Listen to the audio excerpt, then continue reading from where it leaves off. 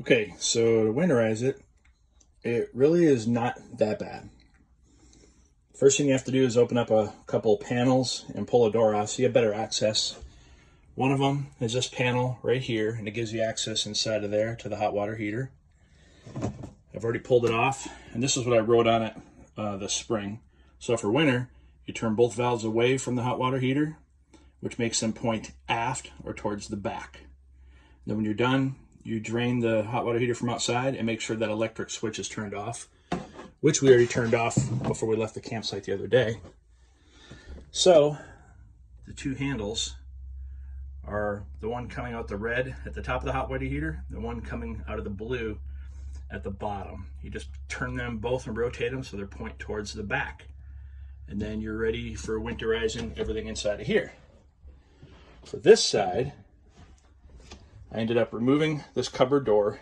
You just loosen these two screws, one here, one there. Door slides off. Then there's a panel under here, what's held on with a screw there, a screw on the ground, and a screw on the ground back here. And then I just kind of shove it up. And basically, there's a hose already in the camper. It's this one right here. It's just ends, and it's got a cap on it.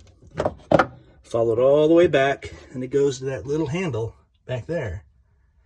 Now that handle was pointing up, hooking to this other white line, which just kind of went and connected to the freshwater tank. But since we want to drain out of this tube to pull up this red stuff, we turn that handle so it points down this tube, which is the one that we stick inside the red fluid. So I'll end up popping the cap, tearing it open, pulling this cap off of here, dropping inside of this all the way to the bottom, and then I go over on the panel on the wall by the door and I turn on the electric pump.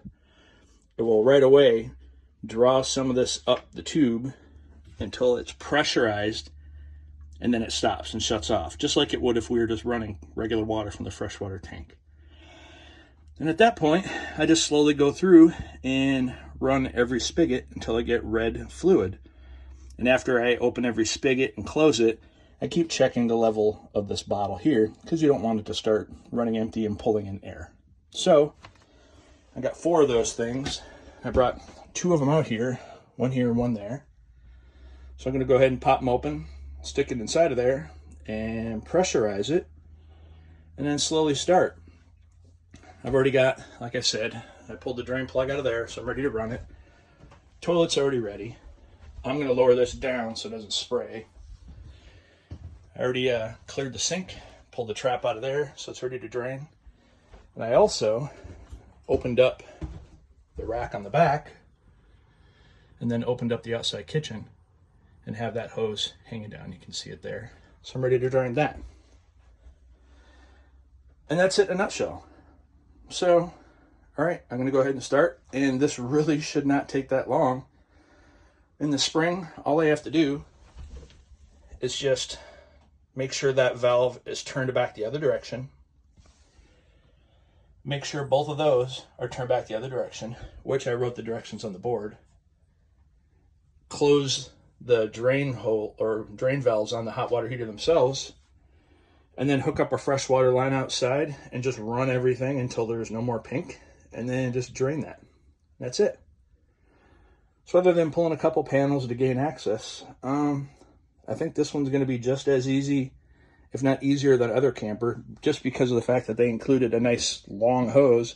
The other one could barely reach into the bottle. So, not that bad. I think this should be okay. All right.